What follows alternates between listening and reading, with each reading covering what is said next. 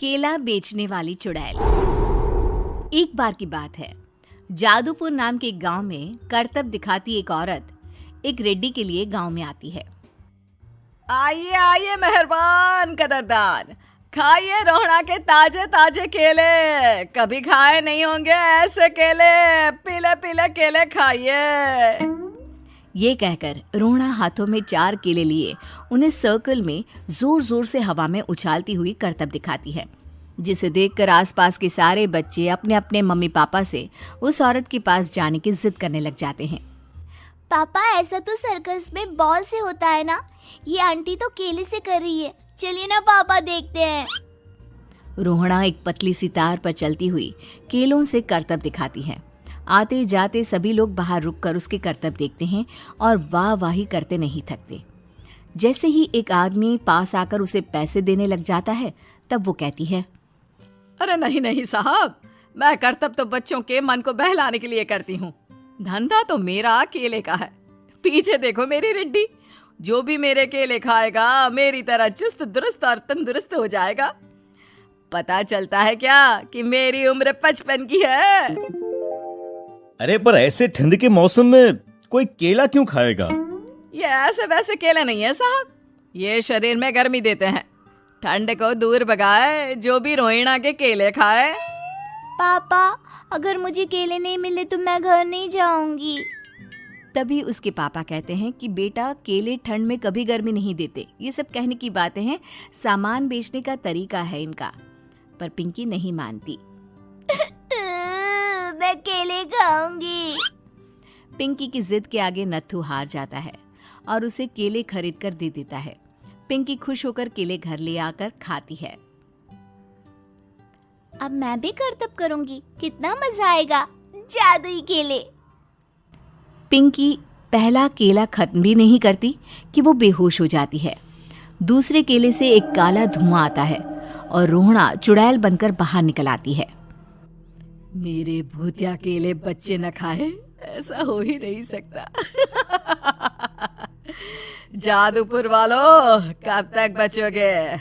आ गई हूं मैं रोहड़ा, जिसका कोई नहीं कर सकता सामना। रोहड़ा पिंकी को गोद में उठाकर काले धुएं में कहीं गायब हो जाती है।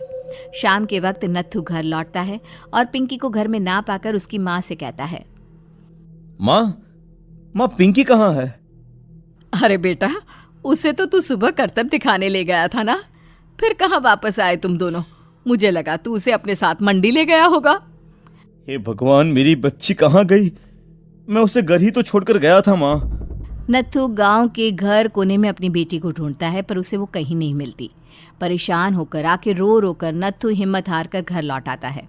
अगली सुबह रोहड़ा फिर से करतब दिखाने आती है और इस बार पिंकी की तरह रोनी केले खरीद लेता है। 50 रुपए दिए थे पापा ने, सारे पैसों की मैंने केले खरीद लिए हैं। अब मैं भी आंटी की तरह ही करतबबाज बन जाऊंगा। यही सोचते हुए रोनी केले खाता है और पहला अकेला केला आधा खत्म भी नहीं करता कि चुड़ैल उसके सामने आ जाती है। मेरे साथ चलने का समय आ गया है रोनी। ये तो बस शुरुआत है। अब इस गांव के सारे बच्चे धीरे धीरे मेरे कब्जे में होंगे, एक बच्चा भी नहीं बचेगा। ये कहकर रोनी को गोद में लेकर काले धुएं में अदृश्य हो जाती है। इसके बाद हर रोज गांव में से कोई ना कोई बच्चा गायब होता, पर ऐसा क्यों हो रहा है किसी को भी समझ में नहीं आ पा रहा था। रोज की तरह अपनी बेटी पिंकी की तलाश में नत्थू गांव के एक तालाब के पास बैठा रो रहा था। कहाँ गई मेरी पिंकी? शकुंतला के जाने के बाद एक वही तो मेरा सहारा थी। अरे उसकी आत्मा कोस रही होगी मुझे कि मैं अपनी बच्ची को संभाल भी नहीं पाया। नत्थू ये कहता हुआ रो ही रहा था कि तभी तालाब में से उसे शकुंतला की आवाज सुनाई देती है। कहाँ थी तुम शकुंतला? हमारी बच्ची और सारे गायब हुए बच्चे रोहड़ा के कब्जे में हैं। वो बच्चों को जो केले देती है उससे बच्चे बेहोश हो जाते हैं और उसके कब्जे में आ जाते हैं और वो उन्हें ले जाकर काली दुनिया में ले जाती है। पर वो ऐसा क्यों कर रही है? ये मैं नहीं जानती, पर उस दुनिया का रास्ता मैं आपको बता सकती हूँ। जहां ये नदी खत्म होती है वहां एक केले का पेड़ है, उसके नीचे एक दरवाजा है, वहीं से रास्ता जाता है उस दुनिया का। ये कहकर शकुंतला की आत्मा गायब हो जाती है। गांव के सभी लोग झुंड बनाकर उसी रास्ते से काली दुनिया में चले जाते हैं और वहां देखते हैं कि सारे बच्चे वहां काम कर रहे थे। पापा मुझे ले चलो यहाँ से। पापा पापा। सभी बच्चे अपने मम्मी पापा से लिपट जाते हैं। तो तुम लोग यहाँ तक आ गए? क्यों हमारे बच्चों को पकड़ लिया तूने?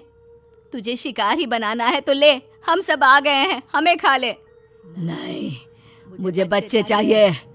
मेरे बच्चे के बदले तुम लोगों के बच्चे। क्या मतलब? मैं इसी गांव में रहने वाली एक औरत थी। केले की चोरी के इल्जाम में मेरे बेटे को गांव वालों ने इतना मारा कि वो मर गया। उसी दिन मैंने ठान लिया कि गांव वालों का भी वही हाल करूंगी। कुछ दिन बाद बेटे के चले जाने के दुख में मैं भी मर गई और मेरी भटकती आत्मा एक चुड़ैल बन गई। और फिर मैंने बदला लिया तुम सबके बच्चे छीनकर। बर्दाश्त नहीं कर पाए ना? सोचो मुझ पर क्या बीती होगी। हमें माफ कर दो रोना। पता नहीं ये किसकी गलती थी, पर हम सभी माफी मांगते हैं। हमारी खुशियां लौटा दो, तुम भी तो एक माँ हो। गांव वालों की बात सुनकर रोना का मन पिघल जाता है और वो बच्चों को छोड़ देती है। उसके बाद काली दुनिया बच्चों के लिए जादुई दुनिया बन जाती है। अब कोई भी कभी भी वहां आ जा सकता था।